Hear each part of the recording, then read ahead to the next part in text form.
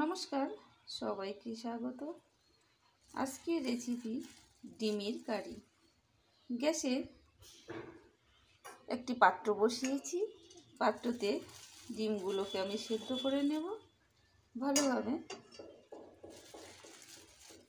এখানে আমি 8টা ডিম নিয়েছি। ডিমগুলোকে ভালোভাবে সেদ্ধ করতে দেব।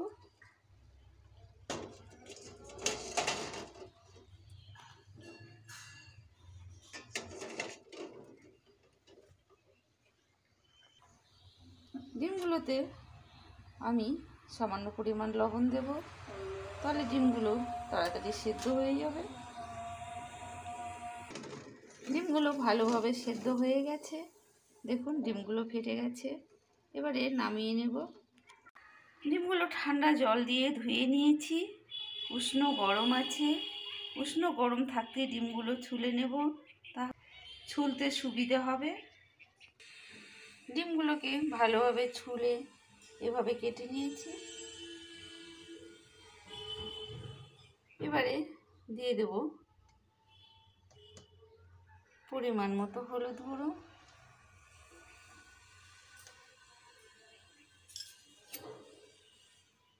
দিয়ে দেব লবণ,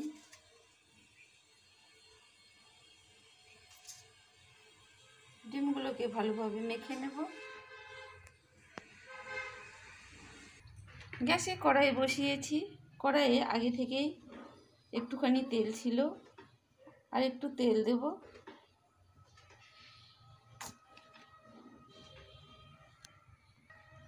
তেল ভালোভাবে গরম হয়ে গেছে।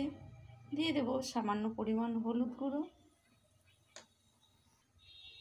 দিয়ে দেব ডিমগুলোকে ভালোভাবে ভেজে নেব। ডিমগুলো বেশি ভাজবো না, তাহলে টেস্ট কমে যায়। আমার ডিমগুলো ভাজা হয়ে গেছে। এবার নামিয়ে নেব। ওই তেলেই সামান্য তেল দেব, দিয়ে দেবো একটি তেজপাতা কেটে, দিয়ে দেবো একটি শুকনো লঙ্কা, দিয়ে দেব গোটা গরম মশলা, সাদা এলাচ, দারুচিনি, দিয়ে দেব গোটা জিরে। ভালোভাবে ফোড়নটাকে ভেজে নেব। ফোড়ন খুব সুন্দর ভেজে নেওয়া হয়ে গেছে। ফোড়ন থেকে খুব সুন্দর সেন্ট বেরিয়েছে। এবারে দিয়ে দেব কোচানো পেঁয়াজ। পেঁয়াজগুলোকে লাল লাল করে ভেজে নেব।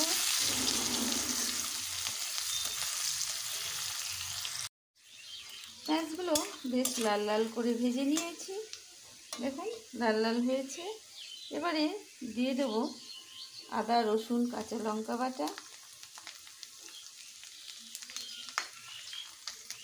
এবারে দিয়ে দেব বেটে রাখা পেঁয়াজ।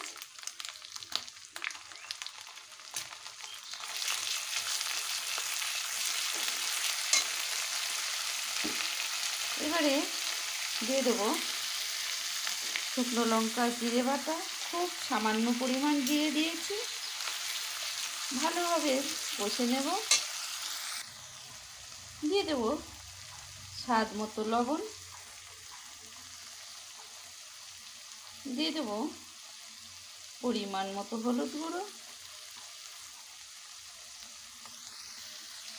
দিয়ে দেব কাশ্মীরের লঙ্কা গুঁড়ো। এবারে ভালোভাবে কষে নেব, কাঁচা গন্ধ না যাওয়া অবধি। দিয়ে দেব সামান্য পরিমাণ মশলা ধোয়া জল, কষতে সুবিধা হবে, মশলাটাও পুড়ে যাবে না। মশলাগুলো খুব সুন্দর করে কষে নিয়েছি। কাঁচা গন্ধ চলে গেছে, মশলা থেকে খুব সুন্দর সেন্ট বেরিয়েছে। এবারে দিয়ে দেবো ভেজে রাখা ডিম। আমি 2টো ডিম রেখে দেবো আমাদের ছোট্ট সোনার জন্য। ও লঙ্কা খেতে পারে না। বাদ বাকি ডিমগুলো দিয়ে দেবো।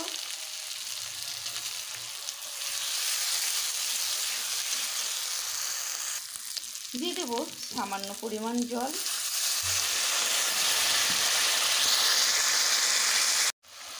এবারে দিয়ে দেবো টমেটো, একটি মাঝারি সাইজে, ভালোভাবে কষে নেব।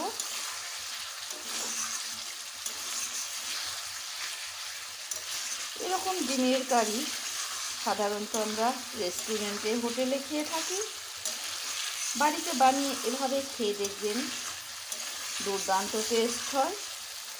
রেস্টুরেন্ট, হোটেলের থেকেও বেশি টেস্ট এনে দেবে।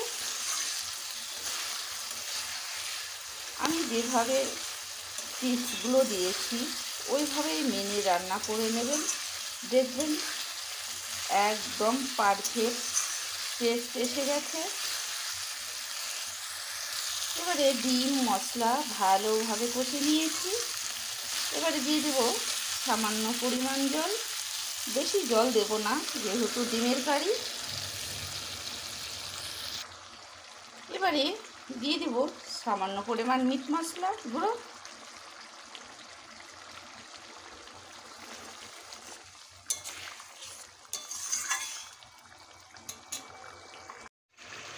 ডিমের কারি একদম রেডি।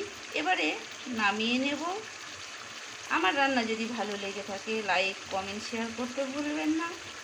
আজকের রান্না এ পর্যন্তই। পরবর্তী রান্নায় আবার ফিরে আসব। ততক্ষণে ভালো থাকবেন, সুস্থ থাকবেন। স্বাদে গন্ধে অতুলনীয়, যেরকম স্বাদ সেরকম সেন্ট, গন্ধ। এভাবে রান্না করে খেয়ে দেখবেন, দারুণ টেস্ট হয়। রেস্টুরেন্ট, হোটেলের রান্নাকে হার মানিয়ে দেবে।